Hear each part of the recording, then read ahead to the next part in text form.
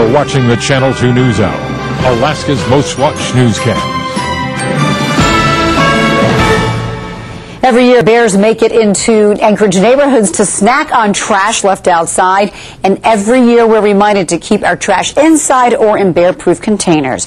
Now, the city's unveiling a new campaign to spread that message. Channel 2's Bianca Slota joins us with more on that story. Bianca. Well, Maria, in an effort to raise awareness about bears and trash, the city has a new slogan, some new regulations, new trash collection policies. Some of those were just created today to encourage homeowners to buy bear-proof containers. And as you push in on that spring-loaded lever, it releases the latches on both sides, and you just open up the container. These bear-proof trash cans are one element of the city's new Don't Trash Our Bears campaign. Alaska Waste says they're harder for bears to get into and easier for people to open than the old bear-proof containers. The nice part about this is, this container also is that when you shut it, it's latched. Alaska Waste has also pushed back trash collection times in neighborhoods where bears are a real problem. People who live in those areas, sometimes called the red zone, now have enough time to put their trash out in the morning rather than the night before. We've had a lot fewer calls about black bears getting into garbage and food and stuff. Partly I think that's attributable to the high number of brown bears we've got in town, which chase the black bears off and kill them and eat them and things like that.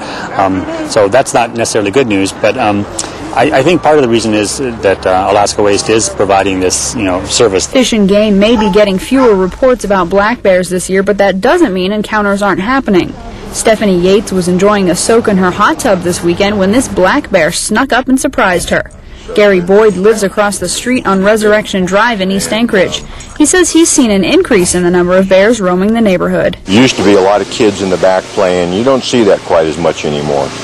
And people just need to really be aware that they're there and that they are wild animals, and just because they're close to their house hiking doesn't mean they're safe. No one knows that better than Boyd. He was walking with his dog Katie in the wooded area behind their house 3 years ago when a bear attacked. Now he's extra careful on those walks. You just try to be a little more aware than what you normally are. You can't get complacent. But evidence of bears is everywhere. Just beyond his fence, bear scat and claw marks on his neighbor's fence, evidence of a Bruins attempt to get in. And the garbage is the easiest for them. And they know what day is garbage day. We've seen more activity on Sunday evenings and Monday mornings. Monday morning is a pickup for us here. That's exactly why the city is hoping everyone will remember to put out their trash the morning of pickup. And if that's not possible, invest the $5 a month needed to rent a bear-proof container.